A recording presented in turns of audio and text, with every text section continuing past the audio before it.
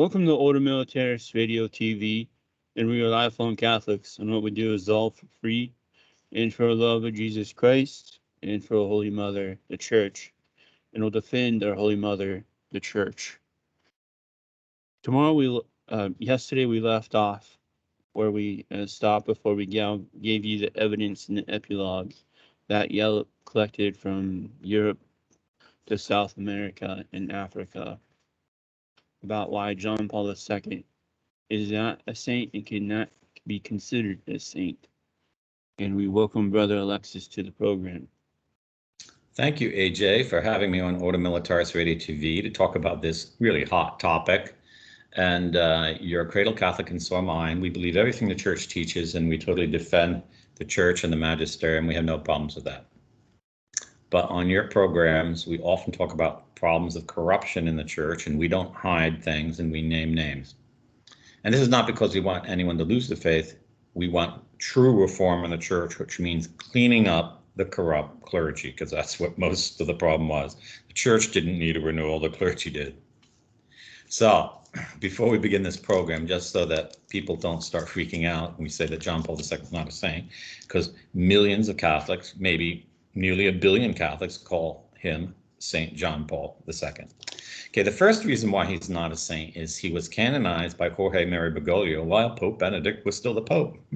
And Pope Benedict was still the Pope until the day he died. So you can't call him a saint because no Pope ever canonized him. Okay, so since no Pope ever canonized him, AJ and I have a lot more freedom to speak than if a Pope did canonize him. But the second reason is Paul VI irreparably corrupted the process whereby the Church discerns whether a man is a saint or not. And what does that mean to be a saint? Does it mean that you get to heaven? No, it doesn't mean that. Okay, so in the Catholic Church, you use saints in two special ways. One is in three different senses. The day you're baptized, you become a saint because you're a holy one of God. You're one of his adopted children. Does that mean you're now not a sinner? No. Okay. It means you've been delivered from the stain of original sin, but you still have the inclination because you were conceived in sin. The second meaning of saint is someone who arrives in heaven, and everyone in heaven is a saint. And you can pray to everyone is in heaven, okay?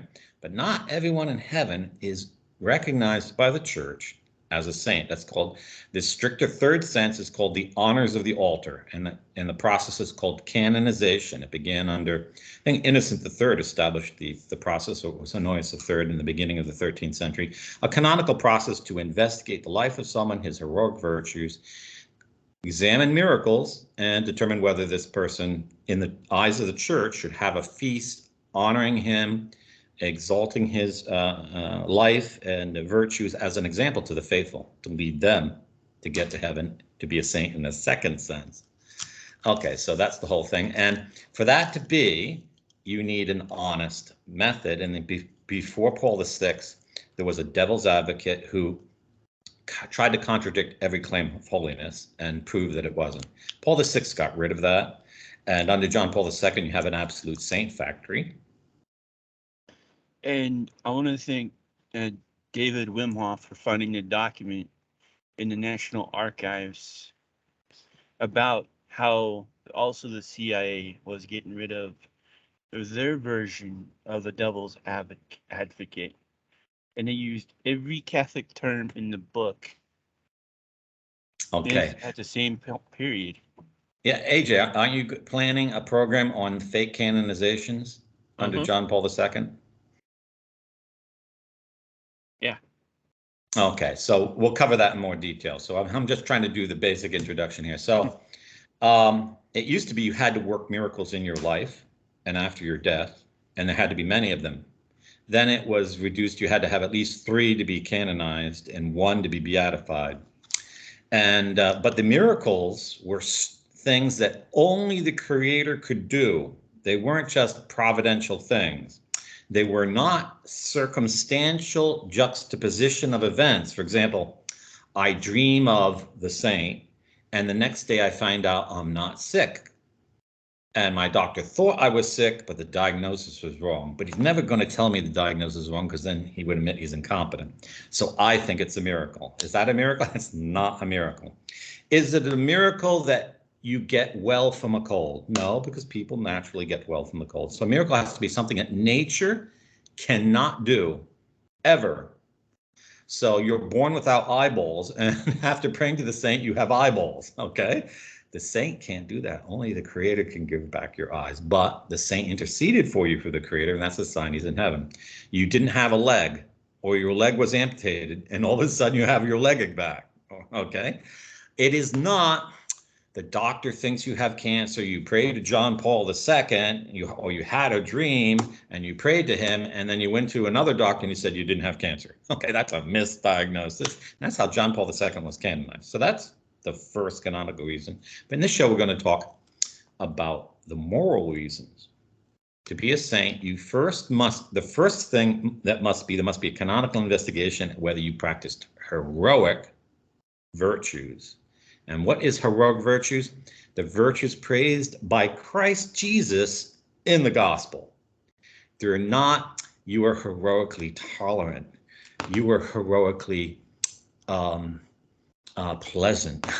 You were heroically passive. Any things like any worldly value doesn't count. So that's the preface. And AJ, go ahead. Okay, so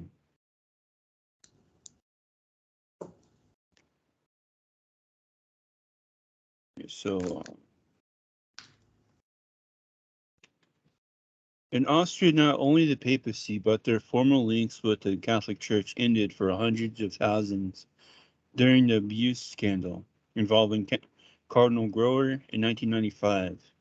For a further 50,000 Austrians, it ended when they left the church in 2004 after the pedophile scandals in the St. Pölten diocese that forced the resignation of Bishop Krin. For many other Austrians, the Wojtyła papacy had ended even earlier, with the initial appointment by the Pope of Grower in 1986 and Krin in 1987, and George Eder as Archbishop of Salzburg in 1989. All three appointments were instances of Wojtyła's ignoring strong local resistance and blaming on appointing arch-conservatives.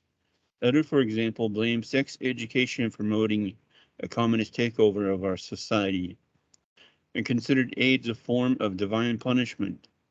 Austria by no means unique in having hard-line conservatives forced upon her. It was the order of the day for the papal envoys who were, in the words of one Vatican source, basically under concealed orders to nominate conservatives. They were pushing them into Brazil, France, and Germany, the U.S., even small appointments. Okay, now, Yallop is obviously a liberal to write that narrative. But let's take a look at the facts. There has been a massive loss of faith in Austria under John Paul II. You cannot find one canonized saint during whose pontificate there was a massive loss of faith. Yes, the Protestant Reformation took place under Leo, I think with Leo the I think it was Leo II or maybe Leo V, but he wasn't a saint. He started wars and he killed lots of people. He was a scandalous man. He had paramours, children out of wedlock. But under saints, nations convert, people return to the faith. Why? Because they are so close to God as friends that he inspires even their inmost thoughts and decisions. He prevents them from turning right and tells them to turn left. Even then descends down to that level, even while driving or walking down the thing, because they live in communion with God. And God can hide nothing from them because they love him more than all things. So a bumbling idiot who destroys the church cannot be a saint. And if you say he's a saint, then you're saying God is not a friend of a holy man. And that is blasphemy.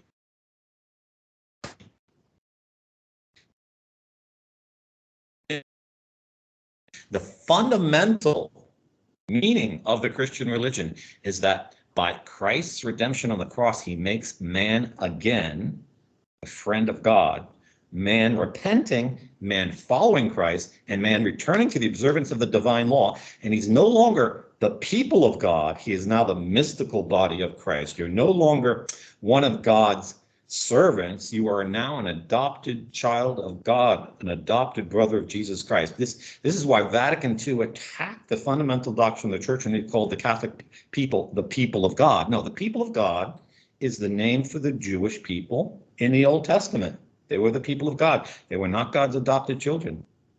Okay?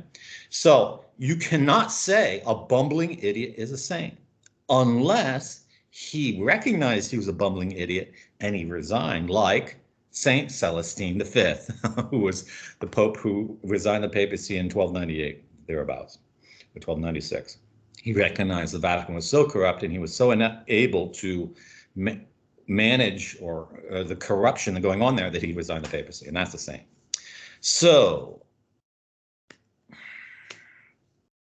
if John Paul II was a saint, he would have so hammered sexual abuse in Austria that people would have been proud to have him as a pope. He would have cleaned out the clergy so much, even if he had to get rid of all the priests in the country, and the people would not have lost their faith. But what did he choose to do? He chose to play the political politics game, and he supported people who were conservative, but who were vicious sexual predators and defenders of sexual predators. And so the Austrian people lost their faith. And whose fault is that?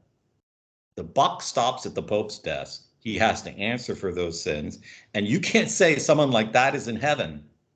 And if you do, you're blaspheming God, because a saintly Pope is a saintly pastor. He's a father of souls, and he brings people back to Christ. He doesn't drive them away. Okay. Well, after sexual abuse, how about killing people? Okay, what does the Alep say about that? The papacy of Pope John Paul II ended for many in Latin America during the early 1980s, when it became obvious that Karol Wojtyła approved of the counterinsurgency tactics of the Reagan administration. Over 250,000 people died in just two of the countries, Guatemala and El Salvador, where the U.S.-backed death squads operated. The El Salvador option was reactivated in 2005, and by early February was being seriously considered by the Pentagon for Iraq. The proposed target this time were the Sunni population, or that part of it that allegedly supported the insurgents. Okay, so here we go back to the fundamental problem in the geopolitics of the Vatican since the Lateran Pact, and that is the Vatican's alliance with Masonic states. And as I said yesterday, if you have bad friends, your friendship with them is going to draw you into their evil. The Vatican should not ever be allied with a Masonic state, or they're going to be involved with a demonic power that's out to destroy souls. And John Paul II not only was allied with the Reagan policy in Latin America for the death squads, but also the CIA policy to destroy the morals and the Christian culture of Poland, his own nation. Mm-hmm. And that's not a saint. And if you say that is a saint, you blaspheme the living God. You blaspheme the living God. And so there is easy way to have solved the problem. Yes, you condemn liberation theology, but you preach Christian charity for the poor. The conflict in Latin America comes from a social class who obtained power through the centuries, through the Spanish conquista and their noble heredity. And it was an agrarian society, and it wasn't a modern economy. And their mentality was old-fashioned. Their mentality is, I must control all the land, and I must get the biggest agricultural production out of it to maintain my wealth. And I have no concern for the peasant. That was the corrupt leftover. It wasn't medieval feudalism. Medieval feudalism, the kings and princes loved their people and treated them as their own family. They wouldn't want to kill the workers. They wouldn't be able to produce. But a corrupt capitalistic Masonic nobility, because the Spanish nobility in Latin America nearly all went Masonic, like the nobility in Europe. They wanted to crush and kill these devout, poor Catholic peasants. And you cannot be in favor of that. And because the church tolerated that kind of abuse, the Marxists moved very easily among the poor, won them over to the side, and started the conflict in Latin America we have even to this day, with Marxist governments and parties ruling nearly all of Latin America. That is a massive failure of the Vatican. You can't say any pope after Pius X is a saint, because he should have addressed that problem. And they only have not addressed the problem, they have made it worse. In Chile, the papacy of Wojtyła ended for a significant section of the population. In 1987, when became only the second head of state, the other being the president of Uruguay, to set foot in the country since General Pinochet had murdered his way to the presidency. Wojtyła's president ensured very favorable media coverage of Pinochet's regime, not least because of the Pope studiously avoided any public criticism of the military junta and made only a passing reference to those subjected to torture and to those who had disappeared. An open-air mass was violently disrupted by security forces when, complete with tanks and armored cars and water cannons, they attacked a minority of some 500 students demonstrating against Pinochet, causing the Pope, the Vatican retinue, and the Chilean hierarchy to choke with tear gas. Cardinal Fresno, Wojtyła's appointee in Santiago, declared that he considered the police the principal victims. He condemned the incredible assault on the police, papal guards, journalists, priests, and the faithful. It would be subsequently established that during the Pinochet era, over 35,000 citizens were tortured. The overwhelming majority of the 3,400 women detained had been victims of sexual violence, and between 5,000 and 10,000 Chileans had been murdered. Okay, so the Pinochet regime, that's how you pronounce that surname, AJ, was a CIA-backed regime. It was full of the grandsons and sons of Nazis. Chile was the ultimate destination of many Nazi rat lines. And the reason why the US government and the Western intel agencies back so much of a vicious military dictatorship in Chile is that Chile is one of the biggest sources of minerals used in the arms industry, and the military industrial establishment basically runs the United States. But you cannot condone a man who does that to his people. I will recall, I don't know the name of the Pope, but when Charlemagne, after a rebellion in Saxony, let his troops get a bit too violent with the people, and he had something like 25,000 pagan Saxons put to death, women and children, the Pope, I think the Pope excommunicated him, and he had to do penance. And that's Charlemagne, who's considered one of the great Christian leaders of Europe. There was the Emperor Theodosius, who, on account of a rebellion, I think it was in Thessalonica, had the population all come to the Colosseum, and then he surrounded them with troops and he murdered them. The Pope of that age excommunicated that emperor for what he did, even though he was considered one of the most Catholic emperors the empire had ever had.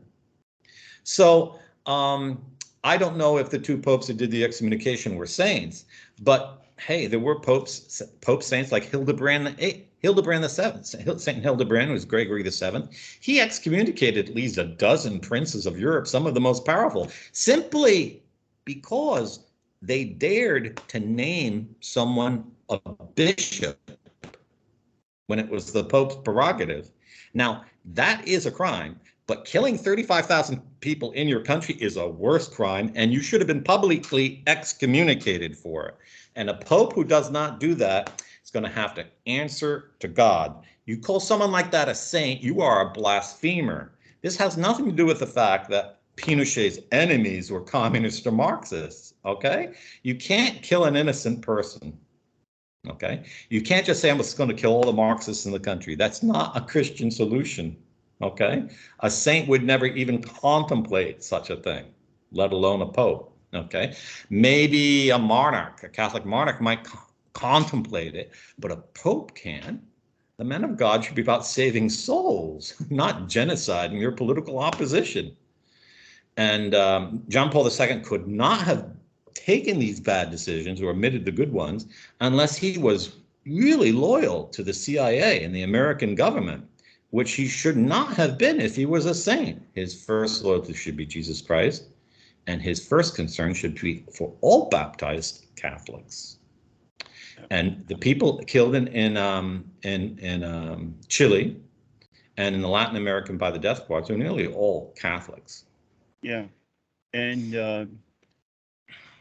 a priest from Oklahoma City in 81, Father Stanley Rother was murdered by these death squads in Guatemala that John Paul II supported. Yeah, so I'm not saying that the clergy or Catholics who were killed by death squads were saints, and I'm not saying they weren't Marxists, but that's not the solution. That's not a Christian solution, and the church should not approve of death squads. But this goes back to the same thing. Pius XII should never be canonized because his cooperation with the Nazi regime. He wasn't involved in as much as the Jews claim he was. He wasn't involved in sending Jews to the concentration camps. In fact, he did the opposite. He saved lots of Jews. But he invested in the Third Reich. He profited from the war, and he had pretty cozy relations with the Mussolini regime. You can't do that. I mean, that's not, okay, it can be done, but it's not sanctity to act that way. In Argentina, the reign of Wojtyła ended for many of the faithful well before his April 1987 visit. Many by then were disenchanted with a man who had remained silent for nearly a decade on the tortures and murders perpetrated by the generals, the widespread complicity of the Catholic hierarchy with the military juntas, also Jorge Maria Bergoglio. Without a word of criticism from the Holy Father, further alienated Argentinians. Then in 1987, when the country finally returned to democracy, the Pope chose that moment to lecture the newly elected Raul Alfonsin and the population at large on the importance of human rights. Wojtyła compounded what many had seen as an ill-defined and offensive speech, but subsequently refusing to meet the mothers of May Square, women whose relatives had vanished without a trace, courtesy of the junta and Jorge Maria Bergoglio. He then attacked, in typical Wojtyła style, a proposed law on divorce. Throughout his entire reign, he never discovered an acceptable response to democracy when the democracy in question had proposed or had enacted legislation of which he disapproved. Okay, so but in Poland, when they were out to vote for abortion and divorce, he said you could vote any way you want. So if you visit a country after 10 years of a horrible dictatorship and you didn't have the courage to preach against it, okay, at least when you come under the new government at mass, admit it was a horrible regime and that its crimes should be investigated. Don't refuse to meet with victims, and don't lecture the new government on human rights when you didn't observe them for 10 years because you never even criticized the guy. This is utter hypocrisy. And if you call someone like that a saint, you are a blasphemer against the living God. Yeah, and you shouldn't have gave a red hat to Jorge Mario Bergoglio. Oh, yeah. Okay. So, yeah, not only did he didn't criticize the junta, he made a cardinal of the Roman Church and Archbishop of Buenos Aires, a man who collaborated with the junta and had people dropped out of planes. So that means John Paul II has blood on his hands. He cannot possibly have gotten to heaven unless he repented of it publicly and made reparation, which he and the Apostolic See has never done. Yeah. Well, since he didn't make reparations, we have the junta's favorite guy sitting on the throne of St. Peter's now. Exactly. Whereas if he acted, that wouldn't happen. So, I know a lot of people say, oh, you can't blame John Paul II for Jorge Mario Bergoglio. Yes, you can, 100%. The head of the Society of Jesus, the Minister General Society of Jesus, was called the Black Pope. He told Wojtyła, do not make this man a bishop. and do not make this man a cardinal. He is not psychologically stable. Now, I don't like the Jesuits, but that one statement alone, it saves the Jesuit Society of Jesus, because if the Pope had listened to him, but no. So if you get advice like that from the head of the Jesuits, and let's assume the Jesuits are an honest society, okay? I know everyone won't agree with that. You should listen to it, you know? It's a serious charge. And he was given evidence about pedophiles, serious rapists from many quarters. He never listened to it. He tied the hands of Cardinal Ratzinger, who wanted to take a lot of these guys into court and get them stripped of the priesthood. It was only under Benedict's pontificate was he able to get rid of all the people he knew he should have. And it was like at least 500. So that means there were 500 cases that John Paul II didn't want justice for. If you call someone like that a saint, you are blaspheming the living God. Yeah.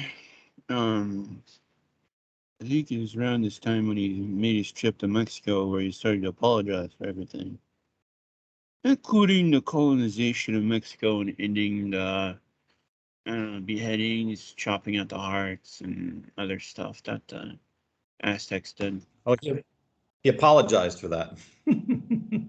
He was really a very pro-violence, unjust violence, you know. The strange thing is he made a statement, though he never apologized for the Crusades. He made a statement that made it appear like he apologized for the Crusades.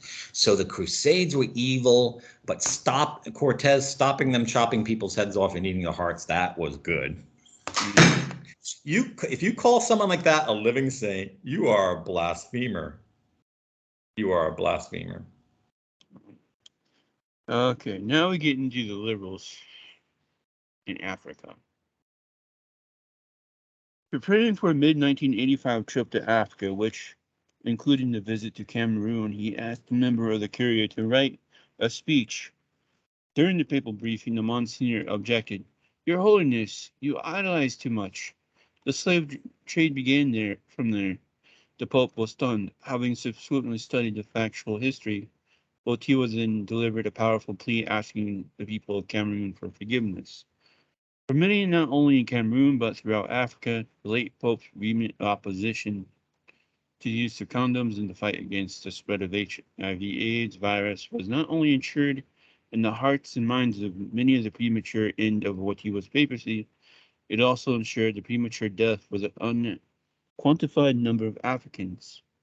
In Kenya, Cardinal Maurice Otonya staged public condom burning ceremonies. In Nairobi, Archbishop Raphael Ndinga Manwan and Rizeki warned that population that condemns that condoms actually gave those who used them AIDS, a view also held by leading Vatican spokesman. Okay, so Yallop is obviously doesn't agree with Catholic doctrine and morals and tries to build a case on that. There's absolutely nothing wrong to preach against the use of condoms. It's an abomination to use it, and it's not necessary. You can abstain, and if you can't abstain, you have an addiction, and that is a medical problem and not only a spiritual problem. So, but what Yallop here says is absolutely false. The African people are 100% against sodomy and against contraception. It is so contrary to the natural order. They recognize that. And not only is Yallop wrong in implying that Catholics left the church in Africa, since the time of John Paul II, tens of millions of Africans have become Catholic. Is that because of John Paul? No, but you can't. That's not a fault there on things like that. And now the Vatican does have a controversial position on condoms. I think the only people who are really offended are gays, okay? Because the gays feel, well, you know, the gays have to use it, basically. They'll catch so many diseases, they'll die. So, but when the church teaches you can't use condoms, she's talking about men and women, okay? Because husband and wife, you should accept the children God gives you. The church is against condoms because it is a participation in a sin. So it's kind of like saying, well, you know, why aren't you in favor of using poison gas at Auschwitz? Okay, I'll lay aside whether poison gas was used at Auschwitz. It was. Well, obviously, if you're against killing people at Auschwitz, you have to be against using poison gas. You can't say, oh, no, well, if we don't use poison gas, we're going to use up too many bullets. People are going to suffer more. Some of the guards get hurt. It's your fault for being opposed to poison gas. Well, that's absurd. So it's just as absurd to be criticizes the church's position on condoms. But from a morals point of view, homosexuals who use condoms aren't committing another sin. They're already involved in a sin, it's just an instrument to it. And so there's really no basis. Anyhow, most Africans want to have big families, and they take pride in that. And so the claim that people are dying because they're not using condoms is just an absurd argument. Yeah, but Yallop is a sexual liberal, and he was married twice. So you can see we don't always agree with Yallop. Yep. Vatican failure from Pope John Paul II down to acknowledge the role of the Rwandan Roman Catholic hierarchy in the country's genocide is yet another part of the Watiwa legacy. Nearly 1 million slaughtered and not a single Okay, so that's false when he says not a single person was punished. Some 5 or 6 priests and religious were reduced to the lay state because they actually invited the other ethnicity into their church and then organized their massacre. But a lot more people should have been disciplined. And it showed that there was like barely a veneer of Christianity and being practiced there. It's easy for us Europeans to criticize 2 different tribes in Malawi who are going after each other because of ancient rivalries. How many ethnicities in Europe have ancient rivalries and have gone to war together, even both sides are Catholic? Okay. They did it with more refined reasons and with a lot less barbarity. Okay. They were arguing over this piece of land or that piece of land, which generally speaking, in European Christianity, we don't consider unjust war if someone has a just claim to a land because of inheritance or title. The African people have different ways of settling conflicts, and often results in mass attacks on one side and the other. And the tribes of Malawi have done this for centuries, going so far as to impale their opposition on trees. And this is what happened in that event. The Pope should have spoken strongly against that. The problem here is that after Vatican II, they made natives bishops. And all the missionaries told them that is just going to be a big mistake. Even the native clergy of Africa said that's a big mistake, because if you make an African the bishop of a region, he's from one tribe. And that region, the Catholics in that region might be from 27 to 65 tribes. Well, you just put one tribe in power over all the others. That's not going to lead to peace. Catholics in Africa want white men as bishops because they're not a member of any tribe and they treat everyone equally.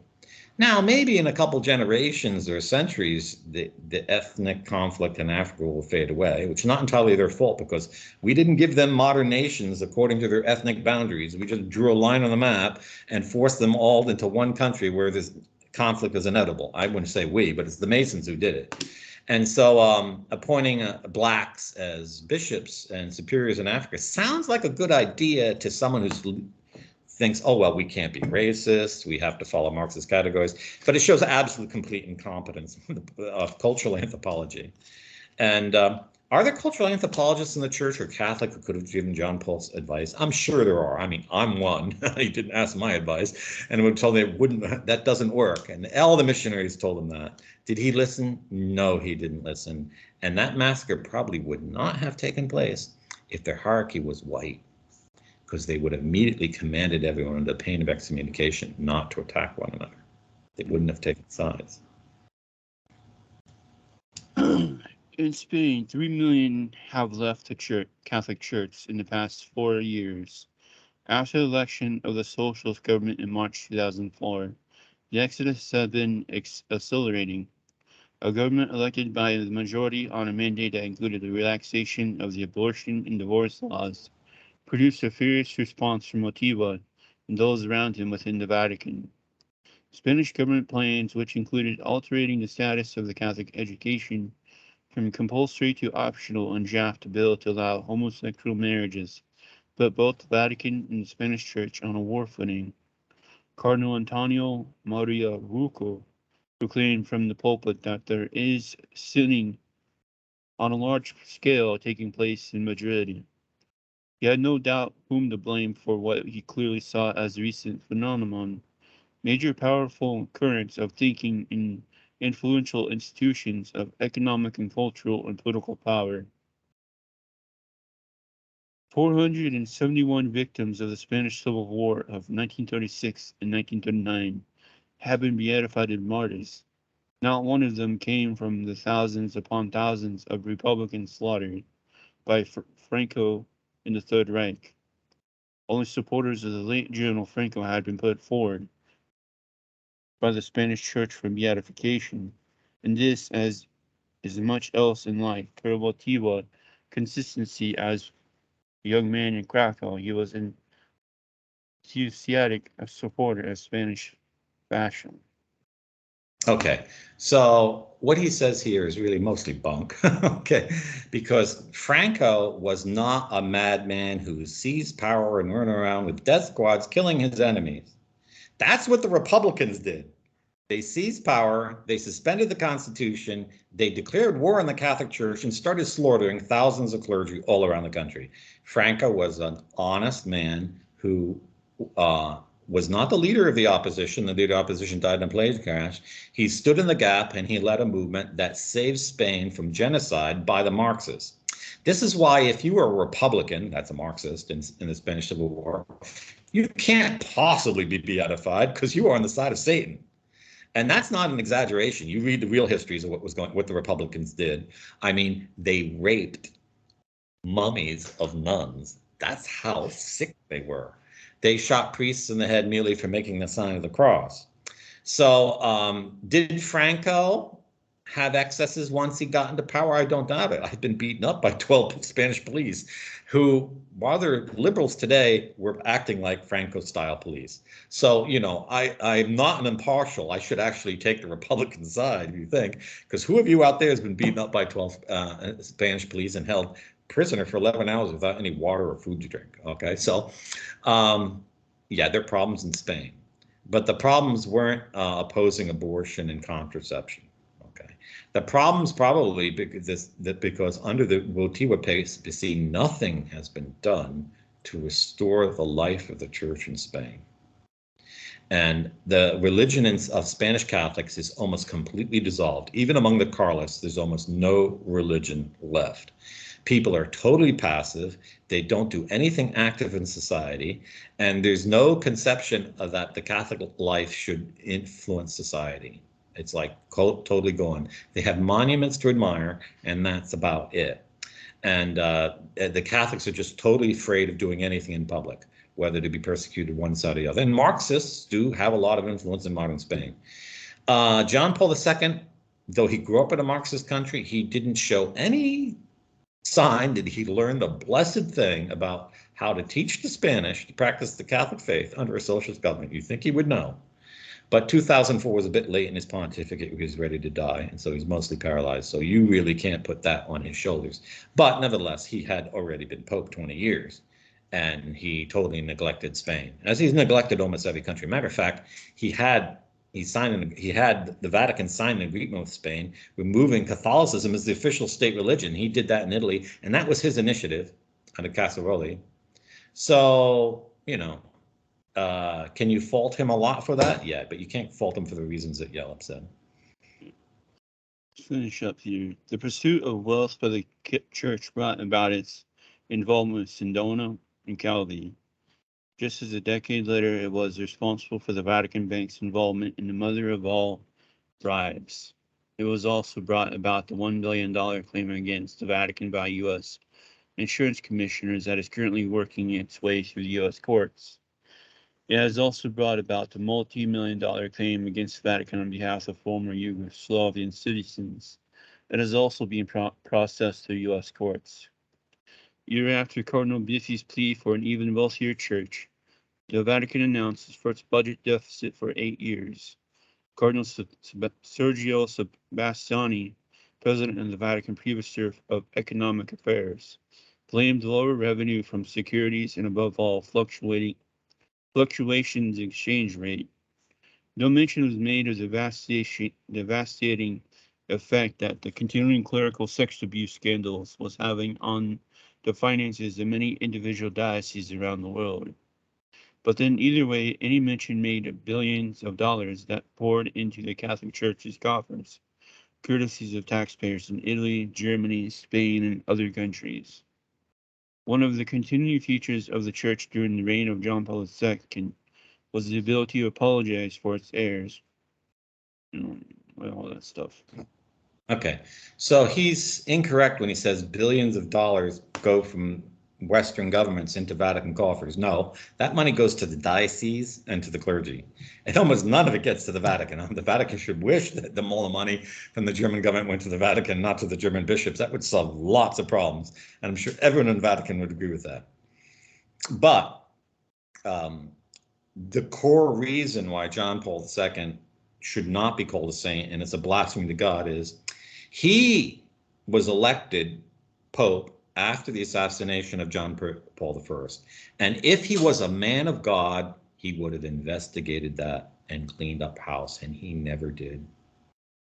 So that means he either knew there was corruption in the Vatican and didn't clean it up, and that's cowardice. That's not heroic virtue. If you canonize someone for cowardice, you blaspheme the living God, or he was an accomplice in it and he was a totally corrupt person. And you cannot canonize a collaborator with the mafia. I'm sorry, I'm half Sicilian. That just doesn't cut it. It's not religion.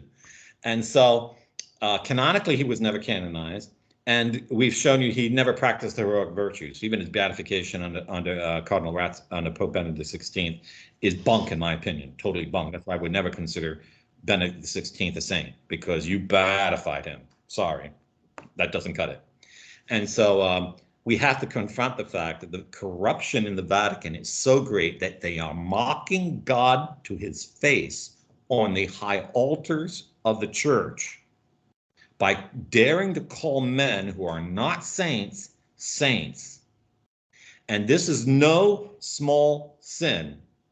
And the church is going to be punished bitterly for it unless we clean up our act. And we're never going to clean up our act until someone has the courage to say what AJ and I have said in this program. And for any priest out there that thinks we're the problem for saying the truth, you're totally whacked and you're involved in idolatry. Because John Paul the Saint is not, if you call him a saint, he's your idol. It's a different religion. It's not the Catholic faith. Oh, I, as a protest priest, Father Stephen Imbarto. I was learning your languages, buddy. Ballman's German. Yeah. So I want to thank you for doing this program, AJ. It's probably one of the most in-depth analyses of John Paul II's papacy and why he is not a saint, and it's a sin against God to call him a saint, and you have a right as a Catholic to say that. We should not play games in religion when it comes to saying someone is and is not a saint. It should be by the strict rules and not canonizing someone to basically cover up all the crimes, because that's basically why he was canonized. People were saying, why is Jorge Maria Bergoglio canonizing John Paul II? Aren't they enemies? We showed you that they're not. They were actually close allies. And you canonize one, you're basically telling, don't investigate me for all the skeletons in my closet. Mm-hmm. So this is Ordo Militaris Radio TV signing off. Deus Volt. Deus Volt.